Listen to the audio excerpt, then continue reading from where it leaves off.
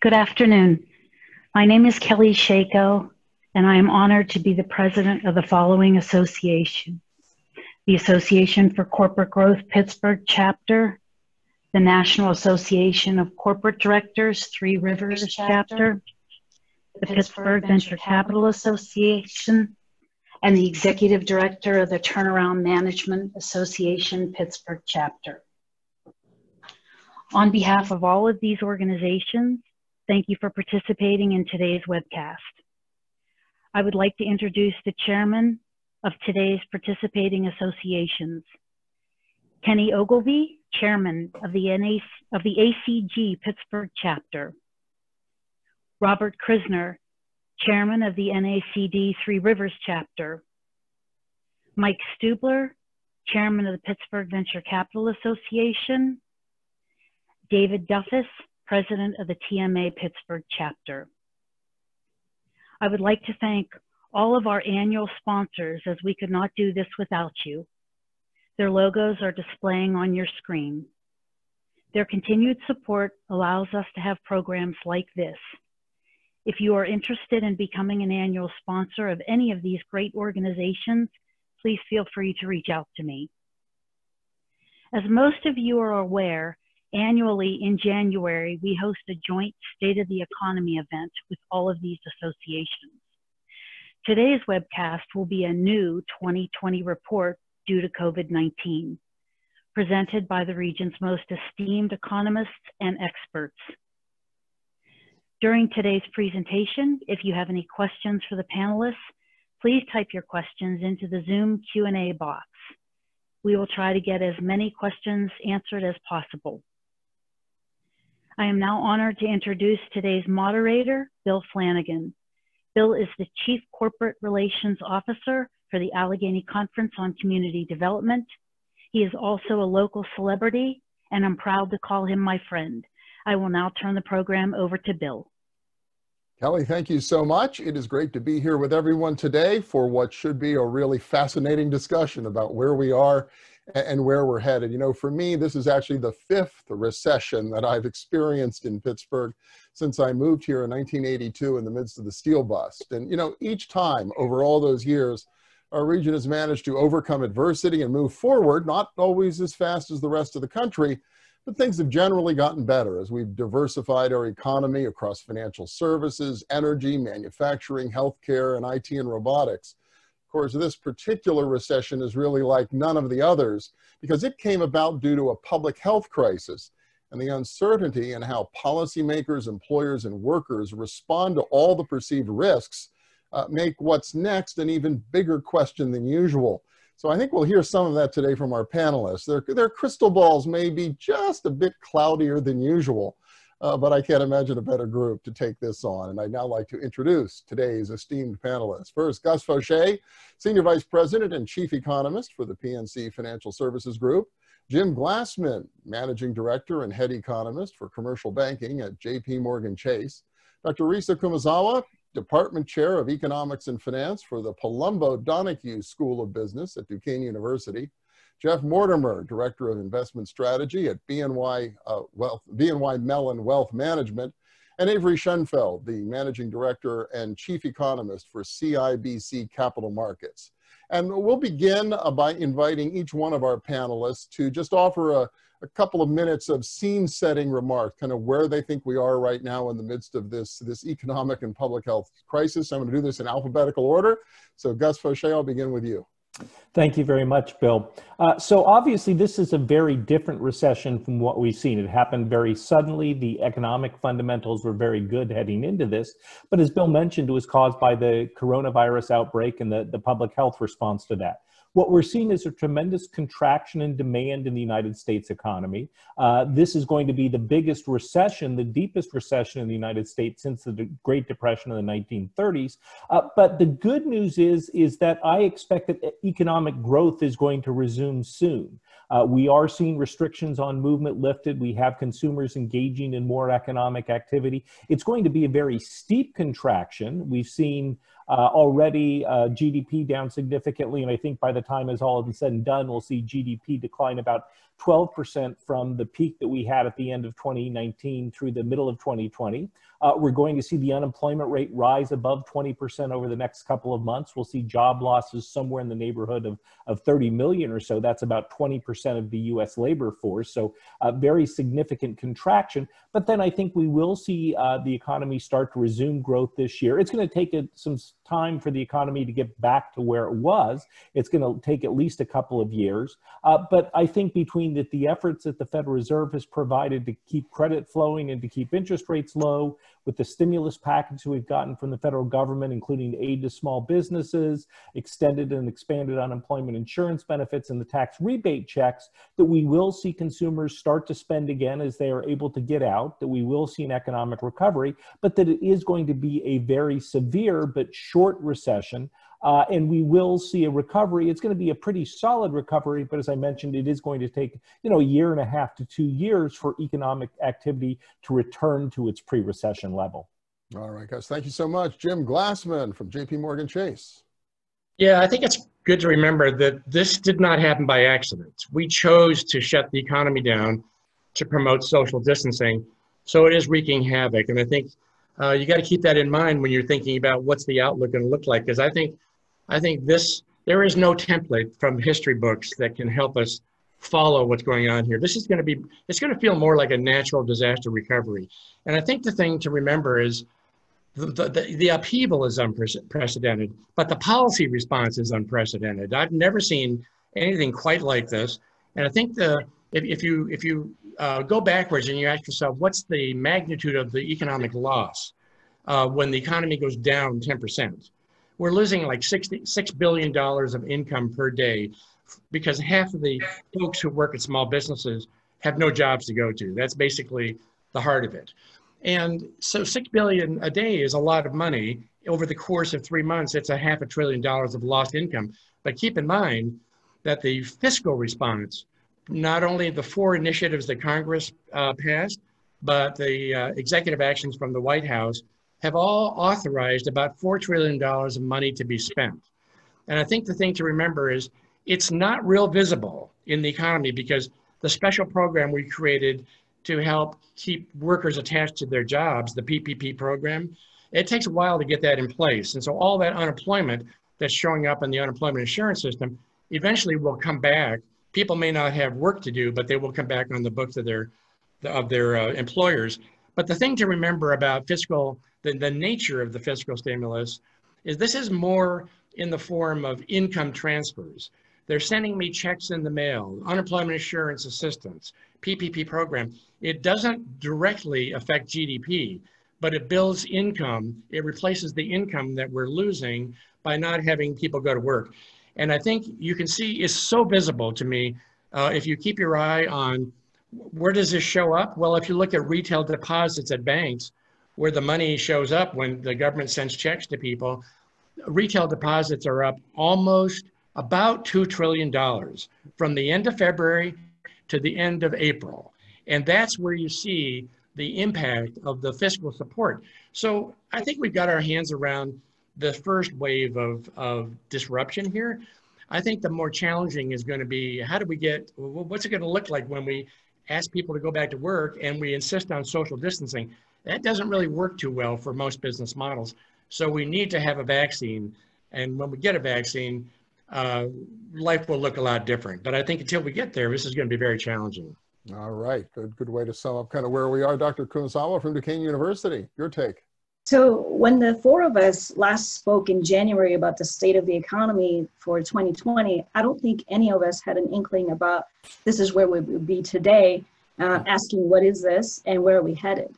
So with a 14.7% unemployment rate in April and almost 40 million or 1 in 5 filing for unemployment insurance since March, I cannot help but make comparisons to the Great Depression and providing a bleak outlook. So just to provide you with some background, during the Great Depression, the real GDP declined 26.7% between 1929 and 1933, and we reached the highest unemployment rate on record of 24.9%. The May 2020 unemployment rate forecasts are somewhere between 20 to 25%, with a real GDP projected to decline at an annualized rate of 30% or 40% in just one quarter. This recession is unique in that there's a worldwide pandemic that is still ongoing, impacting workers in every industry with no proven solutions to curb infections. There's growing fear that there will be another spike in cases as many stop following recommended health guidelines, as we saw in some locations on Memorial Day weekend, just as states were starting to open up. And back to the great unknown of human behavior in the midst of a public health crisis. It's not just economics. Jeff Mortimer, BNY Mellon Wealth Management. What are you thinking? Well, I am not a trained economist. I am a student of markets and looking at history as a guide. And certainly, as was mentioned earlier by my esteemed colleagues, there is no roadmap that we can easily follow through this one. It is a self-inflicted wound. It is, we shut down, the analogy I use is we were playing a game of musical chairs and just decided to stop the music. We were hoping that when the music starts playing again, that everyone will have a chair to go back to. We'll have to see sort of how long this persists. But I'm always looking at markets as well. And I know we'll talk about this down the road today, later in the program. But clearly markets are maybe not anticipating a V-shaped recovery, but they are anticipating at least a U-shaped recovery. And I know a lot of that may have been liquidity driven. The Federal Reserve and the fiscal side of our government in the US have certainly done an amazing job at launching amazing amounts of liquidity into the system, which has built, it seems so far at least, a bridge from where we were to where we need to be after a vaccine or better treatment comes. So to me, markets perhaps are seeing something that most of us are not, and that is either better treatment or even a faster vaccine than most of us are giving science credit for. We'll have to see if that plays out. I'm not a virologist. I'm not an epidemiologist. My wife is an epidemiologist, however, and we do talk every night about this. But so I don't want to paint a glowing picture going forward, but I do want to say that although we will struggle in the near term, and I think markets will as well, that I think it bodes well. What markets have done bodes well for at least our intermediate term future. Over the longer term, 2, 3, 4 years, I think, we'll come out of this okay. We'll come out with a new normal. And we can discuss that more as we get to questions. But I'm hopeful that the governments around the world have built a solid enough bridge to get us to help from the science side. Okay, I definitely want to come back and talk to you about whether Wall Street and Main Street are really in sync or not, and what makes you think one way or the other. But first, Avery Shenfeld from CIBC Capital Markets. Thanks very much. Well, we've got a great panel here, even someone with the name doctor in front of her name. Actually, I'm a doctor of economics too. I don't know how many other doctors we have, but we could actually use as a real doctor, because I think when we think about the outlook, it is really the outlook for the disease itself. And the way I think about it is this. We know, listening to the experts, that there are a host of activities that were part of the normal economy that we are not going to be able to open up until we have a vaccine or a cure. So I know that some people want to see basketball games again. Some people want to hold large political conventions with crowded arenas and so on. But I think the experts are right that if we do those things, we're going to regret it. So if we take a look at the portion of the economy that was in things like crowded bars and arenas and conference centers and maybe international travel and so on, the kind of things that are unlikely to come back until we have that vaccine or a cure, unfortunately, they represent a significant chunk of GDP. California, Florida, those are states that depend heavily on tourism, in some cases tourism from abroad. So I do hear the word recovery, and I think technically the way economists talk about recession and recovery, when an economy starts to grow again, we call it we've entered the recovery stage. But as Risa pointed out, we're starting from a level of activity that looks a lot like the Great Depression. And we could have a bunch of quarters that look like a recovery in the technical sense, GDP is growing, and a year from now still be looking at an economy that looks like it typically does at the bottom of a normal recession. So with unemployment, for example, several % higher than it was when this started. So I think that, yes, it's going to recover, but even mid next year, we're still going to feel like we're in a level of activity that's a recession. And then the one other point I would make is that, Larry Summers, former Treasury Secretary, drew an analogy to Cape Cod, which shuts down every winter. Nobody goes there. All the businesses close. Then they reopen every summer, and it's ta-da, we're fine. But of course, those are seasonal businesses that were set up to live that way. And the economy is not filled with those kind of seasonal businesses. So my concern is that as this drags on, we will lose, particularly once some of these special programs run dry, we will lose a large number of small businesses and restaurants and bars and so on. And when the green light finally does come on, it's not necessarily then such a quick rebound after that either. I mean, eventually we'll rebuild all that, but creating all the new restaurants and stores is not something that's done, on a dime. So I think we have a deep recession now, a long road back, and it's really medical science that's going to tell us this is all over. The one thing I would say is we'll know it's all over when everyone has found the mute button on these screens. Then it'll be sure it'll be over. I think you're right. We've been saying that for the television station. We're going to figure out how to do this broadcast just about the time we go back to the studio. So it's the world we're living in right now. I want to remind everybody joining us today, first off, thanks for joining us today again. But if you do have questions, you can type your questions into the Zoom Q&A function at the bottom of your screen, and they'll show up here, and I'll just try to weave them into the conversation. We're not going to leave a Q&A period for the end. To whatever extent we can, I'll try to weave them in as we go along. So that's the game plan for the balance of our time together.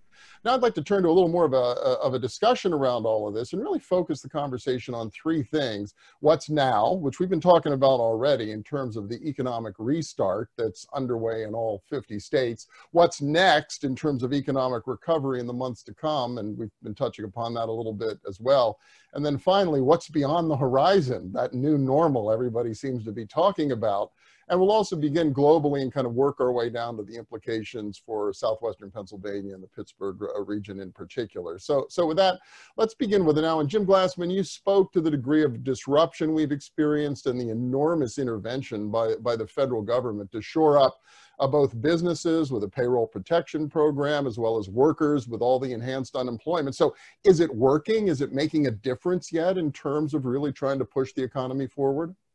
I think so. I mean, it's going to work. You won't know if it's going to work until we get to the other side and you see how quickly we're able to get back on our feet, because that is the intention of all this. And in my mind, really what we're doing, and it was the right idea, we're trying to put everybody on paid leave. And if you think about what happened, there are 60 million people who work in small businesses. Most of that unemployment we've seen so far are those folks who worked at small businesses. And if you ask anybody who is now getting benefits, how are you doing? One thing you'll notice is this is not like a recession. Most people are getting support that's comparable to what they were earning at the restaurant or driving an Uber.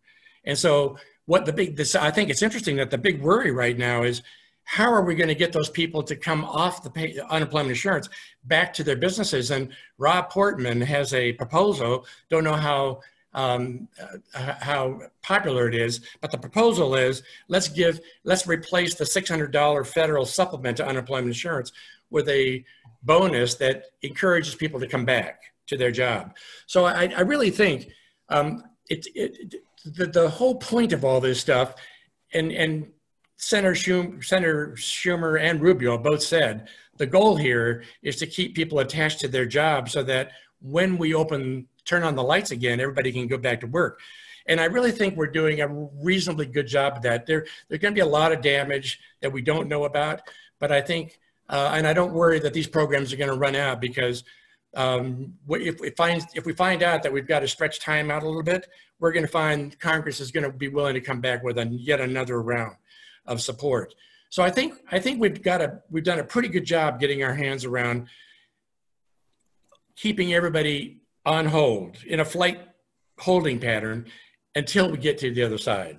Okay. Avery Shenfeld, I wonder, to paraphrase Everett Dirksen, $1 trillion here, $1 trillion there, pretty soon you're talking real money.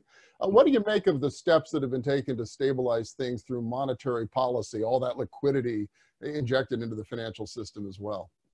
So no one would ever accuse a fireman for using too big a hose when you've got a huge blaze. And that's really what the Fed is doing, is brought out the big hose. And in fact, pushing into everything other than negative interest rates, which really didn't work that well in Europe. And I think they've done the right thing to avoid that step. But they're buying assets. They've got rates, effectively at zero. They're holding down the rest of the yield curve with the rest of their bond buying program. And they're even venturing into, a little more controversially, actually just lending into the economy, where angels usually fear to tread for a central bank. So I think they're doing everything they can. I certainly don't worry that we're going to build ourselves an inflation problem down the road. We heard the same critics say that when Ben Bernanke was doing QE, when the Bank of England, when the European Central Bank, all these central banks experimented with QE in the last down cycle, and none of those countries ended up with a big inflation problem. The problem really here is the limits of monetary policy. Yes, they can deal with illiquidity, they can deal with bottlenecks in the financial system, but what they can't deal with is insolvencies. And so the real issue, it really does come down to fiscal policy, the steps that are being taken that we just went over on the fiscal side to make sure that we don't end up with a wave of business defaults and bankruptcies, a wave of household defaults before this is over, because the Fed keeping interest rates low really can't do much for that. That's really a question of the direct support from fiscal policy. Yeah, and Gus Faucher, I wonder, as big as these numbers are, and we are talking trillions, are they big enough to do what's going to be required to really bring the economy back and get it moving appropriately forward? Well, certainly I think the steps that the Congress has taken, that the Trump administration has taken, that the Federal Reserve has taken, they're a very good start. We'll see if they're enough. We do have time to calibrate that. I think one thing that Fed Chair Powell said recently is that what we don't want to have happen is what's a liquidity crisis, a short-term cash crunch for businesses and for households turn into a solvency crisis, where businesses aren't able to come out okay on the other end, where households run out of income because these programs expire.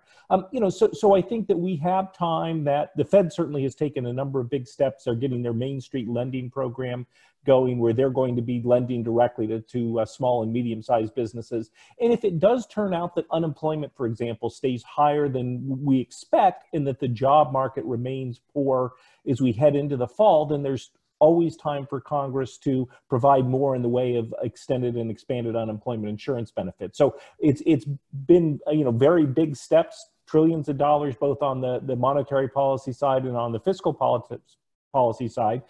We will see if that works out, but there are options and there are possibilities that Congress can take further steps if need be. Hey, Gus, any warning signs, and this is actually a question we got from the audience, about bankruptcies so far? Any concerns on the horizon there, or when might that become more of an issue? I think that we may start to see that over the next month or two. I mean, certainly we've seen some big businesses that have declared bankruptcy. Now, they had big problems coming into this. They were heavy debt loads and so forth. And I think that there are more vulnerable businesses. So Hertz, for example, declared bankruptcy recently, but they had big debt loads coming in. And business debt loads were relatively high coming into this crisis. The good news is that on the household side, household balance sheets were actually in pretty good shape. Low debt levels, high savings rate heading into the recession. So households were in a little bit better shape. But I think we will see more business bankruptcies. The question is the system prepared to handle that? I mean, there are processes in place that allow businesses to restructure. And a lot of these small businesses that Jim mentioned, they may just decide to give up. They may not try to restructure. They may just simply give up the ghost.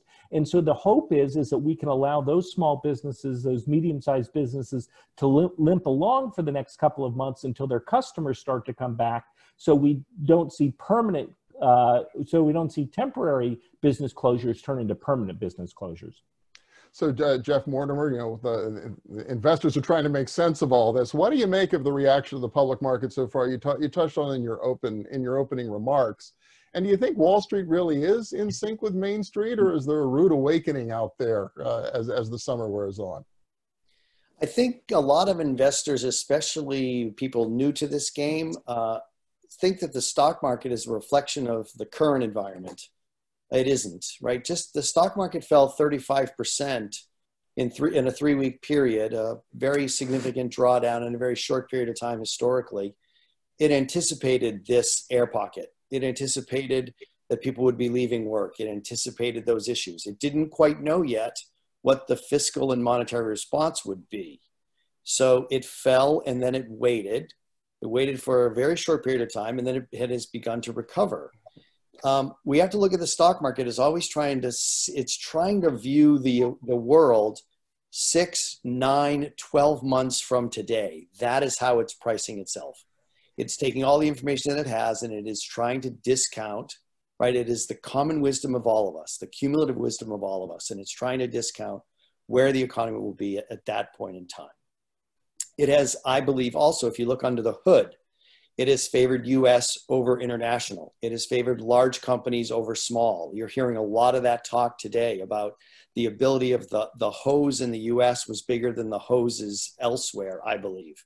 Our ability to respond and not only to buffer the downside, but to provide support on the upside from a fiscal and monetary standpoint is probably better than most countries around the world. You see that small companies are running into trouble. A lot of the job loss has been in small companies. Small cap stocks have not enjoyed the recovery that the large cap stocks have. And one final note, the market is already beginning to separate the new winners from the new losers. It is trying to figure out what companies, both in the way that they manage their people and the way that they provide products and services to their customers, will be the survivors and the thrivers in the next new normal. And so I think there's a lot going on. I don't see a disconnect, right? The market's it's just ahead.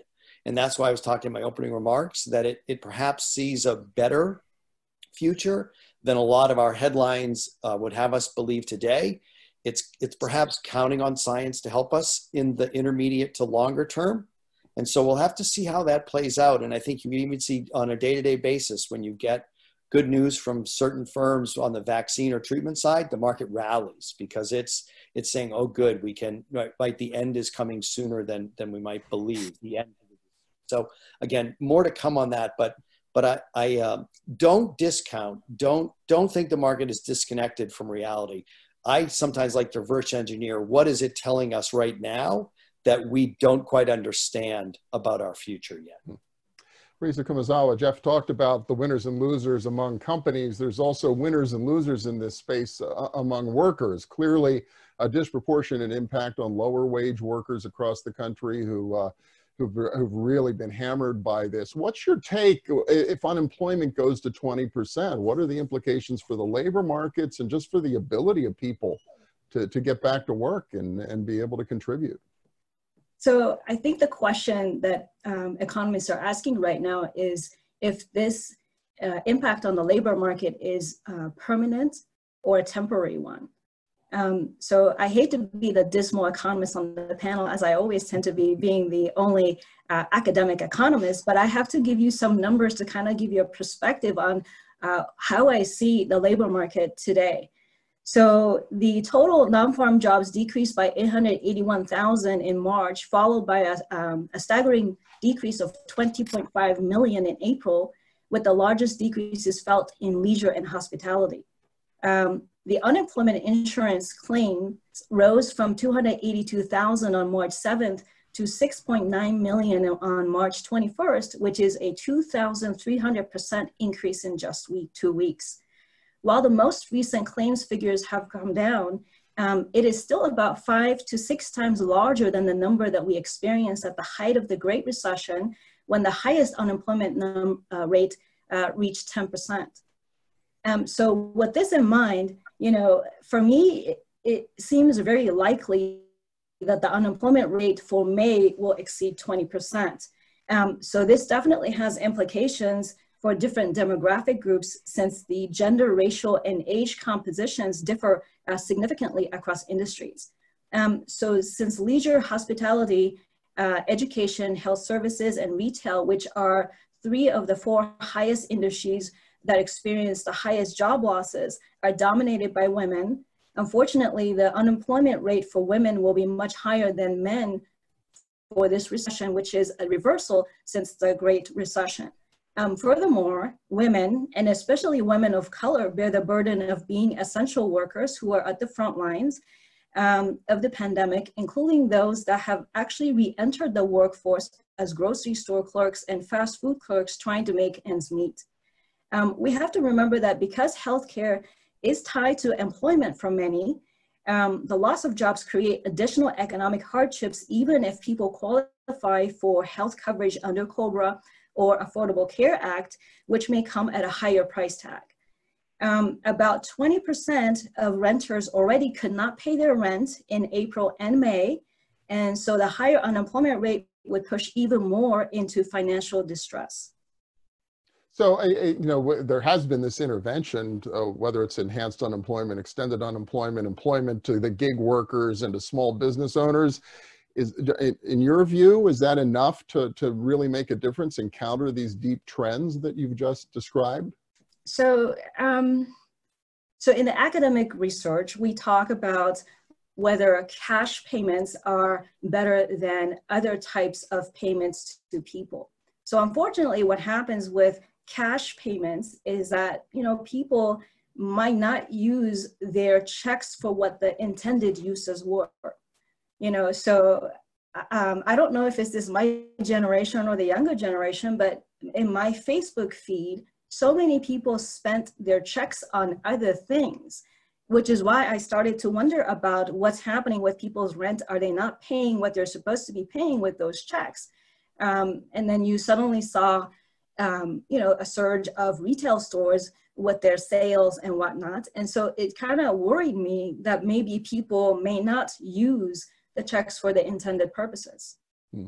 Well, and it's interesting. There's the sort of the stimulative aspect of this kind of federal investment, but then also just the stabilization piece of it and how that's playing out. We need the stability for those jobs for people to go back to. And Jim Glassman, speaking to that, and you talked about the significant swath of the economy that's represented by the most impacted industries. A lot of companies, a lot of businesses aren't going to make it if only, I would think, only 2/3 of their customers show up ultimately to work again. So businesses that rely on density, what's really in store for them in the near term over the summer and the early stages of a recovery? Yeah, it's kind of hard to see that. And by the way, before we get there, I assume people are familiar with the PPP program. The government provided $659 billion to encourage businesses. They'll give them 2 months free money if you put your workers back on your payroll. And if you work backwards and ask, well, how many people will that help? The PPP program, if it's actually used to take advantage of the forgiven loans, is sufficient to cover 55 million people. Most people, the small business community, the waiters who work the restaurants, the bars, the fitness centers, their monthly payroll is about $5,000 a month.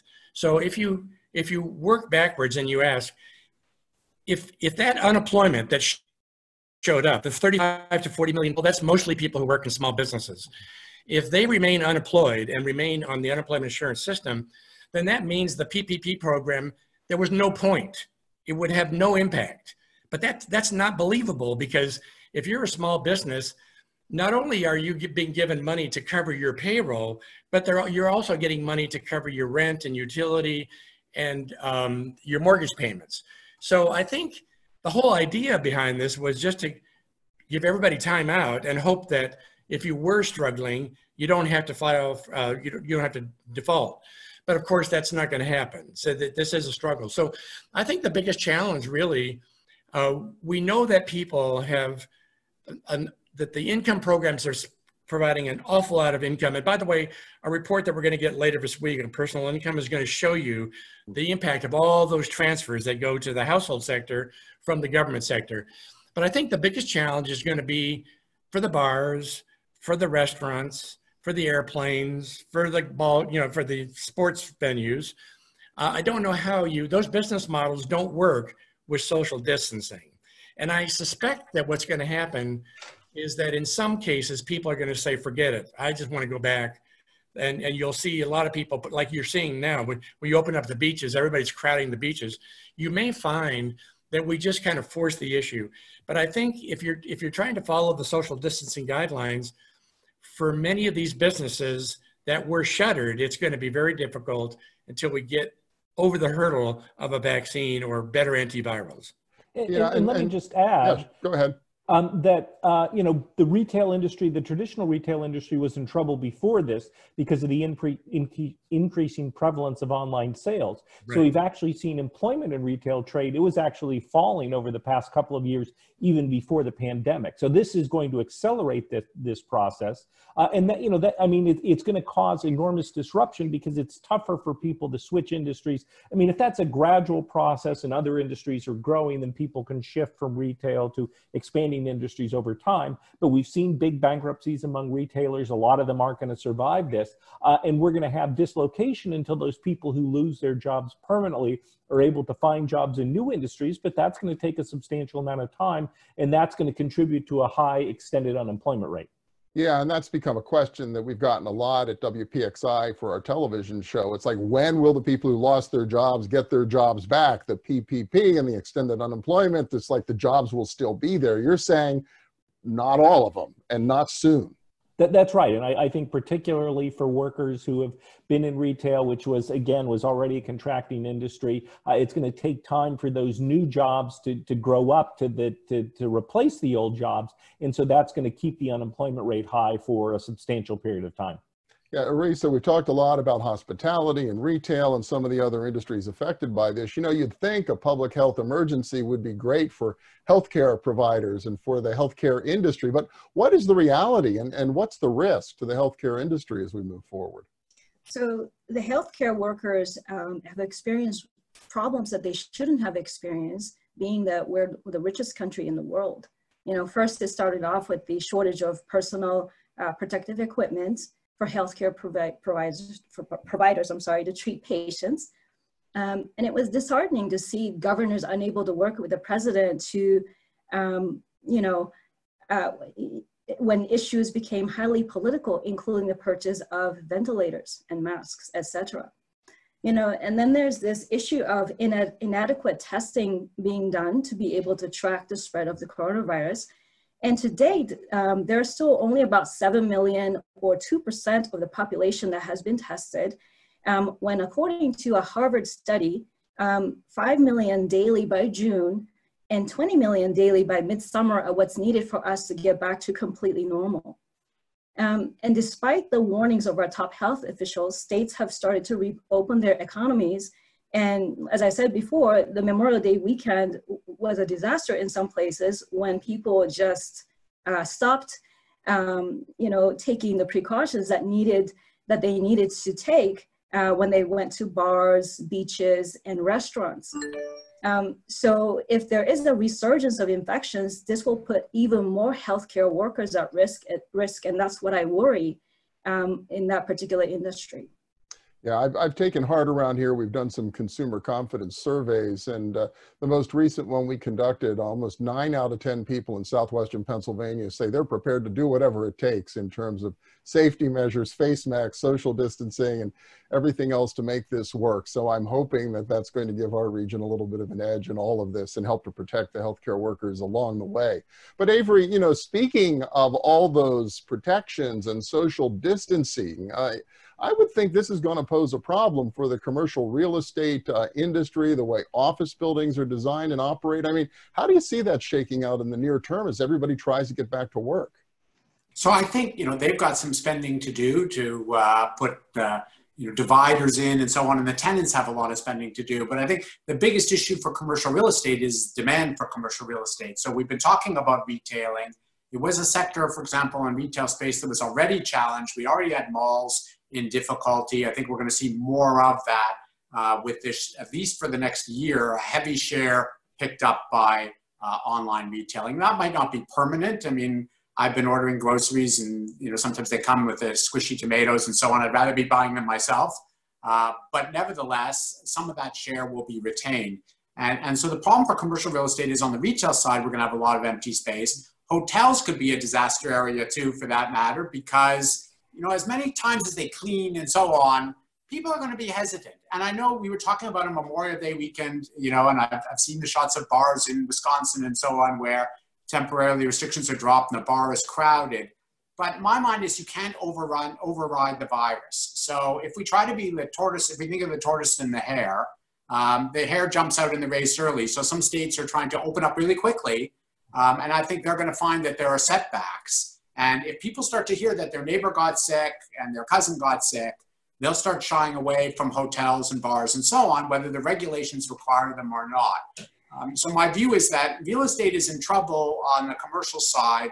If you think about anything tied to leisure, anything tied to retail, gyms, you add up all of the kinds of venues that fill commercial space, a lot of them are in the sectors where I think we're going to see, you know, before this is over, we're going to see a lot of business closures. And so they're going to be left with some empty space. Offices, obviously, many offices are now largely empty. I think Risa has a fake office behind her there, but her real office is probably empty. Investment Strategy Institute. Looking at us, we're all in our houses or some version of that. So offices are right now empty, and you know, over time we will start to get people back, but it's going to be a slow process. We're not going to have crowded offices again until the virus is done. Longer term, I'm a skeptic that we're all going to decide that working from home was great. I'll go back to Aristotle, who wrote that man is by nature a social animal. And he wrote that after working from home too long. So I think people will welcome the idea of getting back to an office when that's available. There is a collegial advantage of being in office. We will be more tolerant of people working from home on occasion, where the babysitting falls apart or the plumber is coming, because we'll have spent money to do that. But I don't believe that office space is defunct. So I think the longer term outlook for office space is better. But I am concerned that commercial real estate that's devoted to retail and services is going to see a wiping out. Eventually, people are going to want to go back to restaurants, but all those locations are going to have to find a new restaurant. And, you know, I think that's going to be a time-consuming process. So I also even worry about the fabric of our cities. I know people love online shopping, but if you walk in downtown Pittsburgh, you know, one of the pleasures is that other people are walking in downtown Pittsburgh and visiting the stores and the businesses along the main streets. If you close a lot of that, you know, you miss out, you know, even the mall is a little bit of a social space. So if we lose a lot of retailers in this crisis, the cities are going to look a little bit gloomier for a while too. So I think that's the real hazard, not the requirement to necessarily install dividers and things like that in the near term. Well, and not just the cities, not just downtown Pittsburgh. You think about the vitality of small commercial districts, and we have them all over southwestern Pennsylvania. We have them throughout the city of Pittsburgh, still really nice main streets with Main Street retail. And are we going to trade that community vitality and that sense of place for a big box online ordering world? I hope not. And that's, you know, I think there's a social value there that is often understated. People think of the convenience of the big box store with the ample parking lot. But, you know, I think the reason we had these little small towns all around the major metropolitan areas that look like small towns still is there was an enjoyment factor to that sort of shopping. And they've been very vulnerable in the last year or two anyway. They've been gradually running into trouble. And this is going to make it very difficult. My suspicion is that a lot of restaurateurs, for example, who've had a good run for 20 years, are just going to say, it's going to be too long before I can have a full restaurant. So you know what? I'm going to pack it in here. I mean, the government programs are helping for the short term, but if it stretches on, I'm not sure government's going to be there month after month to pay my rent, to pay my waiters' salaries. And I think we're going to get business closures. Yeah, Jeff Mortimer, we spent a lot of time talking about America and our region, but the reality is this is a global pandemic, and that's led to concerns being raised about supply chains, especially all the supplies and raw materials we access from China. Do you see major changes ahead in the way companies are going to operate and the way the global economy is going to function? So I think what you've heard on this conference so far is that the virus really didn't change the world. It accelerated the change that was already transpiring. And I think the supply chain issue is the same. The US was already diversifying out of China, was already in a trade war with China. A lot a lot of the world was in disagreement with China and sort of the heavy-handedness that they had done over IP theft and everything else that had transpired. And I think now you're seeing another reason for companies in the US to shorten their supply chains. And shorten also means diversify. I think it means moving supply chains throughout Asia. And it also means bringing a lot of supply chains perhaps home. I think a lot of countries now are going to be very aware of the need, almost from a defense and healthcare standpoint, to manufacture and produce a lot of these things here at home. As the virus was taking hold, there is now news of China not hoarding, but not exporting some of the materials because they needed it for themselves, like any country might do. So I think it redefines, it gives another reason for bringing jobs perhaps back into the US and to perhaps have a more diversified economy here with more jobs, more manufacturing. It's very interesting how this is playing out.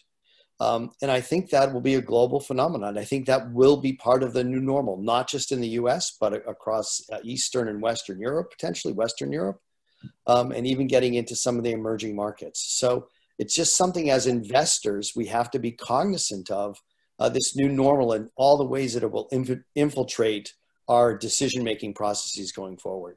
So I'll put in a plug for my TV show. We're tackling the global supply chain topic Sunday at 11 on Channel 11 on our region's business, because it's a big issue that we all need to be thinking about. Jim Glassman, we've talked about a lot of different sectors. I do want to touch on higher ed. A lot of colleges and universities trying to figure out what they're going to do in the fall. And we got a lot of colleges and universities around here in our region, 35 of them, that really prop up and support the economy. What's at stake for higher ed in all of this? We weren't really thinking about this when we started. In my book, higher ed contributes about 4% of GDP. There's 5,300 colleges and universities. They touch a lot of communities. And I think if there had been a widespread decision to shut down or not open for the fall, or I think it would have been another wave of uncertainty that we'd have to deal with. But I think more and more we're getting the impression that schools are trying to figure out how to stay open, but just pursue social distancing type of practices. So in the Northeast, they're having to think about finding more student housing so they can spread people out. I don't know, that's not the only aspect of the day a student's life. So, when you go to class, you go to the bar, you go to the restaurant, it's hard to believe that's going to be the answer. Some areas like Southeast, what I've heard is what they're looking at is they're going to open.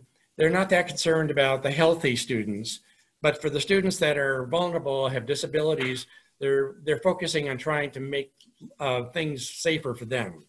So I think we're going to find that the schools are just going to work harder to figure out how to make the environment safe for people, but not close down. I think if the closing down would be just a nightmare for the students that are in the process and for the communities that depend on the revenues.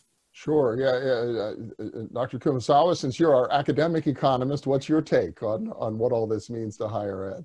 So higher education leaders like myself had already been discussing ways to deal with an impending problem called the enrollment cliff, which is expected to occur in 2025 due to the steep decline in births that came about from the Great Recession. And the enrollment is expected to decline as much as 15% from 2025, since birth rates have never recovered despite the Great Recession ending. And as if this were not a problem enough for us in Pennsylvania, we had already been seeing a steady decline in annual enrollment, totaling about 20% since 10 years ago. Then the coronavirus pandemic occurred, prompting universities to abruptly close and switch to online delivery of classes on really short notice, despite the fact that most faculty had no experience doing so. We have seen in recent weeks that despite higher education being generally immune to recessions, many universities experienced significant revenue losses and budget cuts that prompted pay cuts of the highest paid. So this would include athletic coaches and administrators, And then some universities are even laying off staff and faculty regardless of their tenure status. Universities are cautiously making announcements these days about how they will reopen, and they range from going back fully face-to-face, going the other extreme, going fully online again, or some hybrid combination of both. And even more difficult to address, I think, is how social distancing can be achieved in dorm rooms and cafeterias, which are large revenue sources for universities.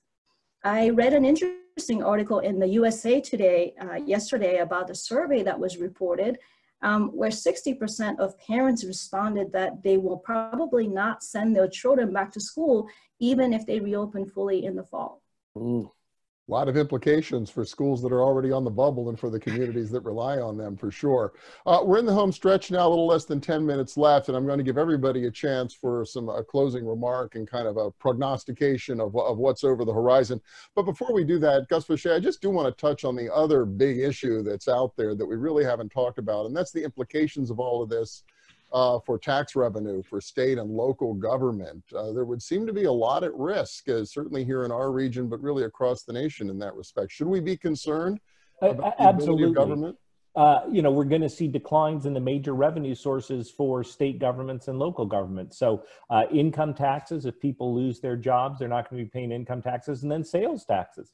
Retail activities we've discussed is down tremendously. So there are going to be big budget holes for state and local governments. The CARES Act did provide some aid for state and local governments, but I think that that's an issue that's the Congress will definitely need to revisit. It's going to be a problem throughout the country, so I think there'll be strong popular support. One of the reasons the recovery from the Great Recession in 2008, 2009 was disappointing was because although the overall economy was going, we saw budget cuts at the state and local level that really held back the recovery then. And so I think that that could happen this time around if we don't see more aid from the federal government. And that's going to be a problem in Pittsburgh, Allegheny County, Pennsylvania, but it's going to be a nationwide issue as well. Okay, so back to the feds. What's another trillion or so, whatever it takes to keep state and local government going? Well, with that, I want to turn to the easy part of all of this. Basically, ask each of you what's over the horizon. You know, what's the economy in the world that we're going to be living in as the pandemic eventually comes to an end? So, give each of you a minute and a half to kind of give us look in your crystal balls and let us know what you see out there. Avery, Shenfeld, I'll begin with you. So you hear a lot of things, the world will never be the same. And I certainly remember that also after 9/11. No one will fly or go to work in a tall building anymore. I think World War I was called the war to end all wars. I remember I was alive when the Berlin Wall fell and Russia was going to be a democratic capitalist country after that. So the tendency actually is for the world to change less than people always think it will in the middle of a crisis. Nevertheless, I do think there will be some legacies here. We heard about the fact that maybe the China-US friendship, which is on again, off again, will be off again. I think there's some reasonableness to that forecast. I don't think we'll be making low-end T-shirts in Manhattan the way we used to. So we'll move stuff from China to other low-wage countries in some cases, but we will have different supply chains, maybe not all back to the US. My view is that we will go back to our offices. Most people will do that. But market share gains that we've seen for online, they won't hold on to all of this, but they'll keep a bit of it. So that's going to feel a little bit different too, coming out of this than it was going into it. So there are some changes. And then the other thing I would say is that to get really back to normal is going to be a slow process. So if we assume, for example, that we've all been vaccinated at the end of 2021, 2022 will be a great growth year. But if you look back after big recessions, it takes a long time, if ever, to get back to the growth path you were on before. So in fact, after the Great Recession, which now doesn't seem so great compared to this one, the 2008 recession, we got back to the former trend growth rates, but actually we never closed the gap. If you looked at the trend line for GDP, that we created a new trend line under it and never closed it. There was a hole left from a few years of weak capital spending. For example, people lose skills, they have to shift to something else. I think unfortunately that's going to be the legacy here too, where we get back to good growth We get back to mostly normal life the way it looked in 2019, but there is some longer term damage from this. Yeah, all I can think of is the steel bust here in Pittsburgh almost 40 years ago when I came here. 20% unemployment around here, or close to it, so not too many dissimilarities, and 13 years of subpar employment relative to national averages. So this is a deep hole. Jeff Mortimer, how do you see it moving forward? Similar to Avery, I think he hit a lot of the points that I would also share. It's interesting to note short memories and maybe even a celebratory burst of growth after we come out of this. I'm reminded that the Spanish flu of 1918, and that came in 3 rounds, by the way, it was followed by the Roaring '20s. And I wonder if those two are related or not. Perhaps people were so relieved that that had finally sort of run its course that they went out and celebrated. So I think there will be some of that. But I think the problems that existed before the pandemic began will exist, unfortunately, afterward as well. Inequality within this country, which has been exacerbated by the pandemic. Supply chains and right, economies like change. Economies don't mind change as long as they are slow and you can adapt to it sort of in real time. What economies do not like are shocks. And I think this one will leave its mark.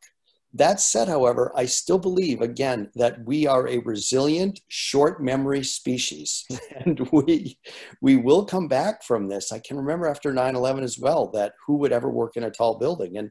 And we do forget those types of things. I think once we feel safe from this, we will demand from our governments around the world that we are a lot better prepared for the next time this comes around. And that will, of course, be costly, just like TSA and everything else was after 9/11. But I think we will recover. Every crisis has been a buying opportunity from an asset perspective, asset allocation perspective. Every crisis up to this one has led to a buying opportunity, has been a buying opportunity in its depths. And I think this one too will prove to be no different. All right, Risa Kumazawa. I think that because this is a health crisis first and foremost, until we solve that part, it will be very hard for us to start the recovery process.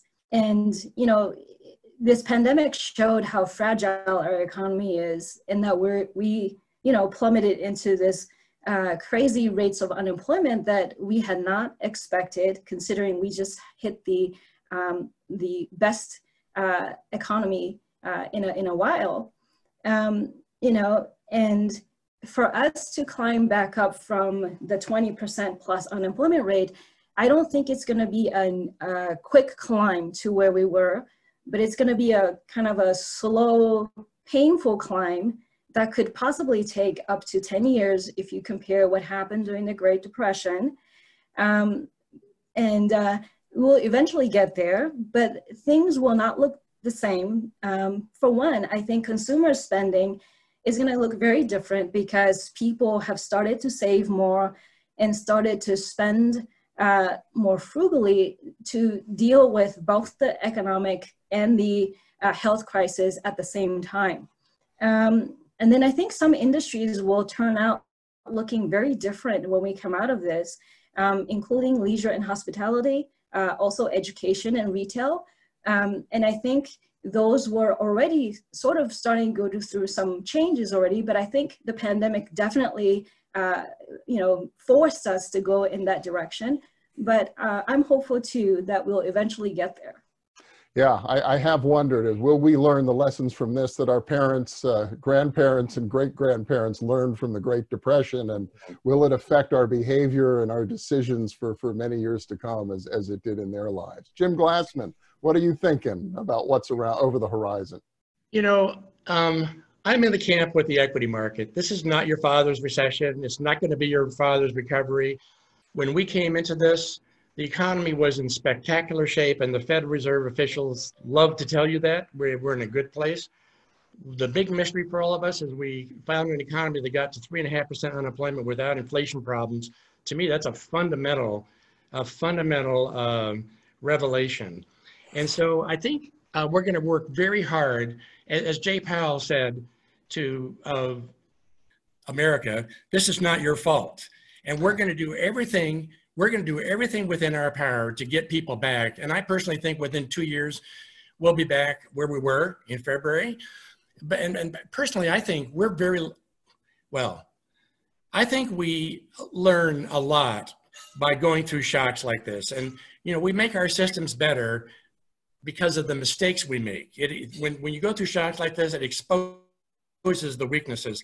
And one thing we're learning is that our private healthcare system was not capable of managing a pandemic on top of an already burdened system from the flu season. And I really think that one of the good things that's going to come out of this is the healthcare system has been one of the slowest to absorb innovation. And I think that what we're going to find is that we had to take this path because our healthcare system wasn't capable, and it doesn't take a whole lot to do that. And I think what we're going to find is that there's going to be more effort to try to improve the capability of the healthcare system. I have a lot of clients who tell me there's so many great treatments for dealing with pneumonia. You're going to see a lot of advances in that area because this crisis, it doesn't take a lot to make a healthcare system handle this kind of a challenge. That we should never have to go through another time where you have to shut down the economy just to lower the curve and to ease the burden on the hospital system. So I think good things are going to come out of this. And I don't think a lot of the things that were contributing to where the equity market is, contributing where the economy is, all the innovation that's going on, the globalization that's going on, the good performance of the US economy that gave us very little inflation with low levels of unemployment. To me, those have not changed. And I think when we get over the healthcare, when we get the vaccine, we're going to quickly go back to where we were.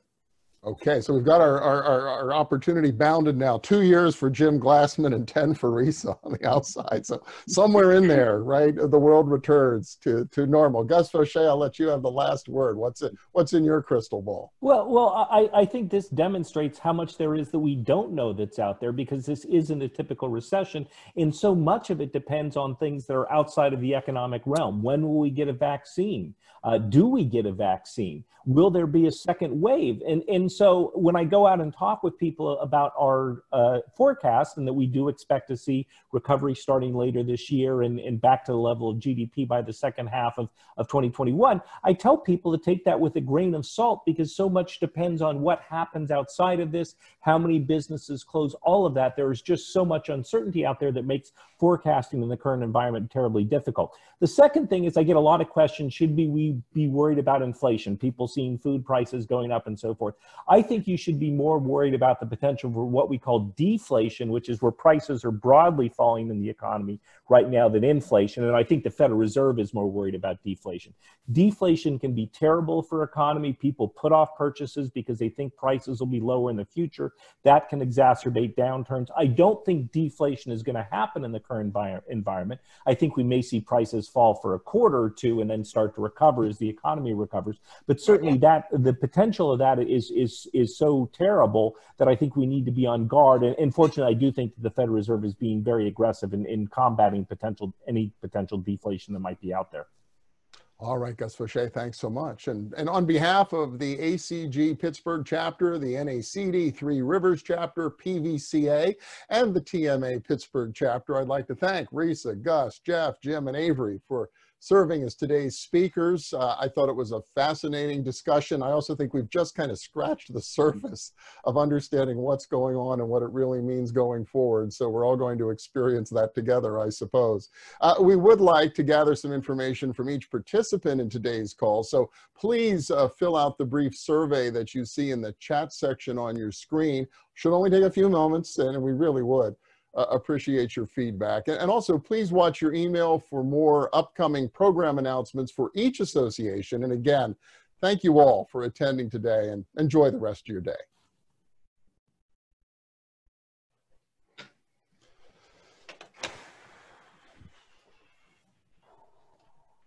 Where is the leave? Oh, there we go.